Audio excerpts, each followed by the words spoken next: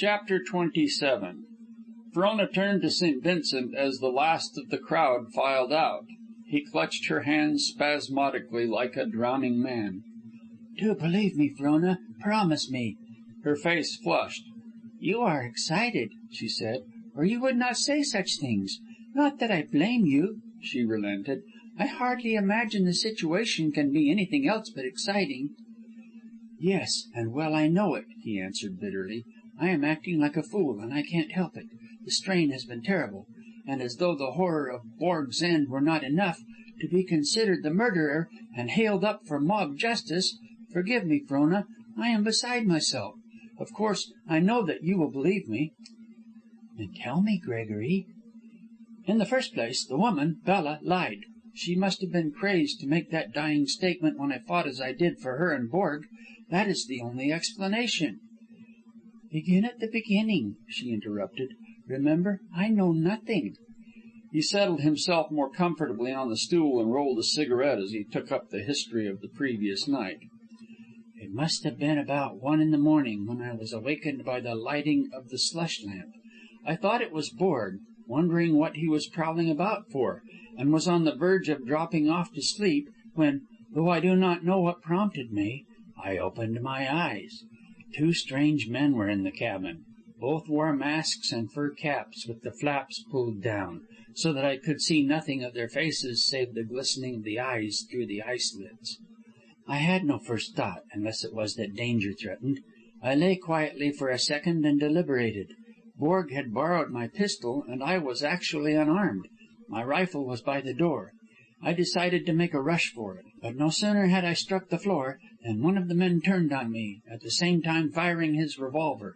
That was the first shot, and the one La Flitche did not hear. It was in the struggle afterwards that the door was burst open, which enabled him to hear the last 3. Well, I was so close to the man, and my leap out of the bed was so unexpected, that he missed me. The next moment we grappled and rolled on the floor. Of course, Borg was aroused, and the second man turned his attention to him and Bella. It was this second man who did the killing, for my man naturally had his hands full. You heard the testimony. From the way the cabin was wrecked, you can picture the struggle. We rolled and tossed about and fought till stools, table, and shelves, everything was smashed. Oh, Frona, it was terrible. Borg fighting for his life, Bella helping him, though wounded and groaning, and I unable to aid. But finally, in a very short while, I began to conquer the man with whom I was struggling. I had got him down on his back, pinioned his arms with my knees, and was slowly throttling him when the other man finished the work and turned on me also. What could I do? 2 to 1, and winded, so I was thrown into the corner, and they made their escape. I confess that I must have been badly rattled by that time, for as soon as I caught my breath, I took out after them, and without a weapon. Then I collided with La Flitche and John, and you know the rest. Only," he knit his brows in puzzlement, "only I cannot understand why Bella should accuse me." He looked at her appealingly, and, though she pressed his hand sympathetically, she remained silent, weighing pro and con what she had heard. She shook her head slowly. "It's a bad case, and the thing is to convince them. But, my God, Frona, I am innocent. I have not been a saint, perhaps, but my hands are clean from blood." "But remember, Gregory," she said gently, "I am not to judge you. Unhappily, it rests with the men of this miners' meeting, and the problem is, how are they to be convinced of your innocence?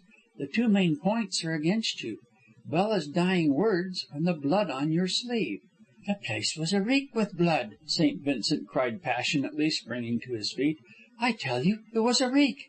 How could I avoid floundering in it, fighting as I was for my life? Can you not take my word?"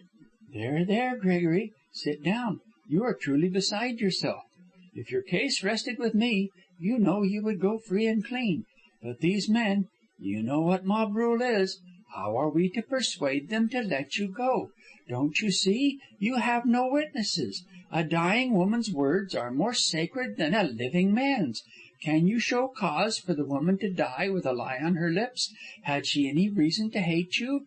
Had you done her or her husband an injury?" He shook his head. "Certainly, to us, the thing is inexplicable. But the miners need no explanation. To them it is obvious. It rests with us to disprove the obvious. Can we do it?" The correspondent sank down despondently, with a collapsing of the chest and a drooping forward of the shoulders. "Then I am indeed lost." "No, it's not so bad as that. You shall not be hanged. Trust me for that." "But what can you do?" he asked despairingly. "They have usurped the law, have made themselves the law."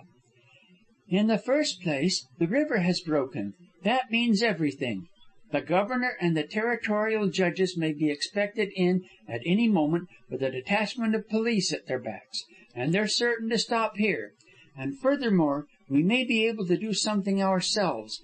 The river is open, and if it comes to the worst, escape would be another way out. And escape is the last thing they would dream of."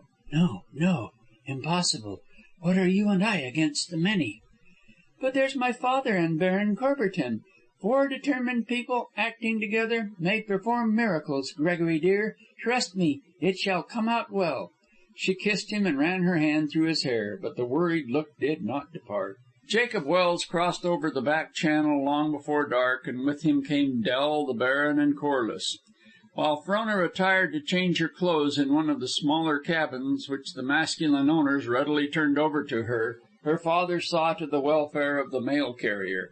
The dispatches were of serious import, so serious that long after Jacob Wells had read and reread them his face was dark and clouded. But he put the anxiety from him when he returned to Frona. St. Vincent, who was confined in an adjoining cabin, was permitted to see them. "It looks bad," Jacob Wells said, on parting for the night. "But rest assured, St. Vincent, bad or not, you'll not be stretched up so long as I've a hand to play in the rumpus. I am certain you did not kill Borg, and there's my fist on it." "A long day," Corliss remarked as he walked back with Frona to her cabin. "And a longer to morrow," she answered wearily. "And I'm so sleepy." "You're a brave little woman, and I'm proud of you." It was 10 o'clock, and she looked out through the dim twilight to the ghostly ice drifting steadily by. "And in this trouble," he went on, "depend on me in any way." "In any way?" she queried, with a catch in her voice. "If I were a hero of the melodrama, I'd say, 'to the death,' but as I'm not, I'll just repeat, 'in any way.'" "You are good to me, Vance. I can never repay." "Tut, tut, I do not put myself on sale. Love is service, I believe." She looked at him for a long time, but while her face betrayed soft wonder, at heart she was troubled, she knew not why, and the events of the day, and of all the days since she had known him, came fluttering through her mind. "Do you believe in a white friendship?" she asked at last. "For I do hope that such a bond may hold us always. A bright white friendship, a comradeship, as it were." And as she asked, she was aware that the phrase did not quite express what she felt and would desire. And when he shook his head, she experienced a glad, little, inexplicable thrill. "A comradeship?" he questioned. "When you know I love you?" "Yes," she affirmed in a low voice. "I'm afraid, after all, that your knowledge of man is very limited. Believe me, we are not made of such clay. A comradeship? A coming in out of the cold to sit by your fire? Good. But a coming in when another man sits with you by your fire? No. Comradeship would demand that I delight in your delights, and yet do you think for a moment that I could see you with another man's child in your arms, a child which might have been mine, with that other man looking out at me through the child's eyes, laughing at me through his mouth? I say, do you think I could delight in your delights? No. No, love cannot shackle itself with white friendships." She put her hand on his arm. "Do you think I am wrong?" he asked, bewildered by the strange look in her face. She was sobbing quietly. "You are tired and overwrought. So there, good night. You must get to bed."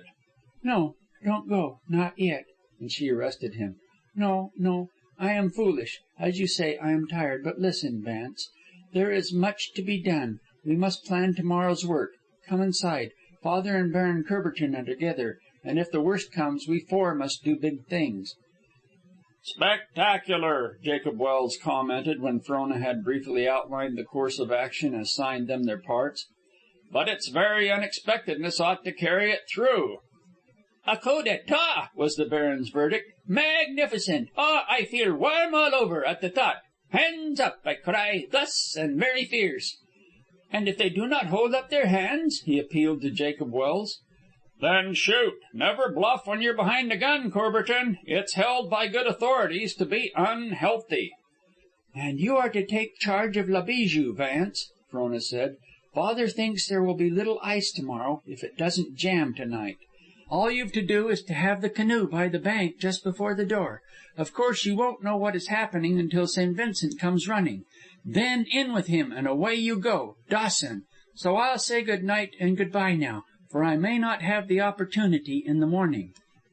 "And keep the left-hand channel till you're past the bend," Jacob Wells counselled him. "Then take the cut-offs to the right and follow the swiftest water. Now off with you and into your blankets. It's 70 miles to Dawson, and you'll have to make it at one clip." End of chapter 27. Read by Don W. Jenkins. Rancho San Diego, California. shaggybark.blogspot.com.